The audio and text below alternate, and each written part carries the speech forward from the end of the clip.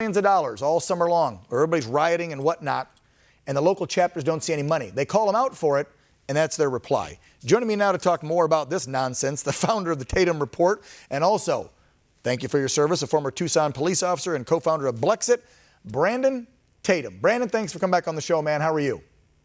I'm doing well, Dan. How you doing? I'm doing good. How about this? Some local BLM chapters are going, where's the money? We didn't get any to help black communities. Where did it all go? You know where it went. Where'd it go, Brandon?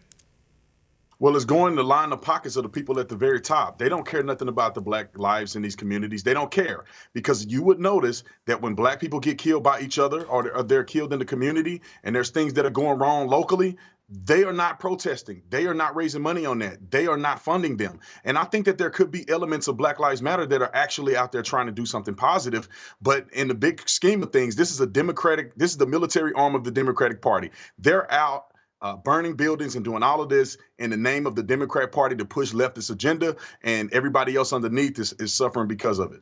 Yeah, and I've even seen a bunch of the hierarchy at the national BLM charter organization, whatever they call themselves, are a bunch of female liberal gals that were big during the 60s and 70s movements, right? It's not even black people.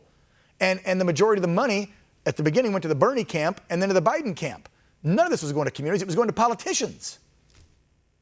Right. And it's very clear, because you can look at it over time. You say, okay, when was the inception of the Black Lives Matter movement? How has the black community improved since the inception? There is no measurable improvement. There is nothing going on. And we can just see, like I said, they are pushing hatred. They're pushing anti-police rhetoric. And if they really cared about the community, I believe they will be pushing for education. They will be pushing for school choice and things of that nature, and pushing also for the end to the violence of African Americans in these inner city communities related to gang violence and gun violence. So if they really care, those would be the things that they will be talking about. Yeah, if all Black Lives Matter, they would be in Chicago right now screaming from the rooftops when you've got 450 to 500 and some murders there a year, and like 99% of them are black on black crimes, but no BLM there. I want to ask you about this one because you just brought it up with the defund the police movement.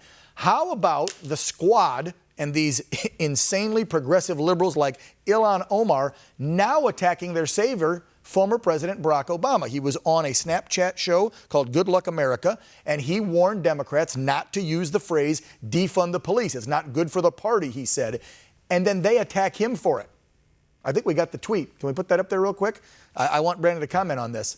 But I mean, I love to see the infighting in their party. There we go. That's the tweet from Ilhan going against Barack Obama. How about that? Well, there's a huge disconnect in the historic, and I can say some of the older Democrats, like my father-in-law, he was a Democrat, and he cannot recognize the Democratic Party at this point.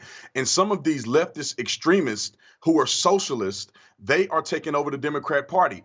Barack Obama probably knows better than anybody else that when you start to attack police officers, you begin to lose favor with the American people. And the Democrat Party is doing the exact same thing that Barack Obama failed at when he was the president, by attacking law enforcement officers. Every rational person with a connected brainstem knows that we need police officers in our communities. And if there's things that need to be changed, we can fix those. We can improve training. But defunding the police and getting rid of the police is not a good solution. Yeah, if you want them to de-escalate situations and not pull the service pistol, then you retrain them, which costs money.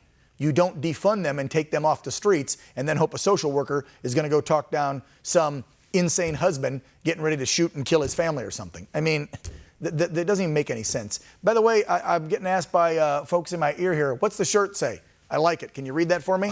I couldn't see it. It says white privilege. It says white privilege. It is a falsehood created. I forget what it says now. It is it's a false narrative pretty much that's created to cultivate victimhood. So I don't believe in white privilege, and that's why I make this shirt. So that people can fight against white privilege by wearing this shirt. I mean, you got to be a brave person to wear this as a white person, but a lot of people buy it and they wear it and they're proud of it. I don't know if I'd wear it depending on what state I'm in, but yeah, you can wear it. Who's going to come up and tell you anything? Brandon, if folks want to see you sound off on your report, because man, I love your videos. I love what you have to say. How can they find you? Let them know here as we wrap up. It is TatumReport.com, TatumReport.com. You can find all of that. You can actually get this shirt from Tatum Report as well. So go on there, y'all check it out. I'm sure people will love that. Real news, not the fake news. Brandon Tatum, co-founder of Blexit. I love that. And thank you so much for your service when you wore the badge, and also the founder of the Tatum Report. Thanks for coming on the show and kind of breaking down where that cash is going and why the BLM is so upset on a local level. And like you said, I feel for them, because those black communities deserve that money, and they didn't get it because the Dems stole it from them. Brandon, you stay safe out there, especially wearing that shirt. We'll see you back real soon. Thank you. God bless you.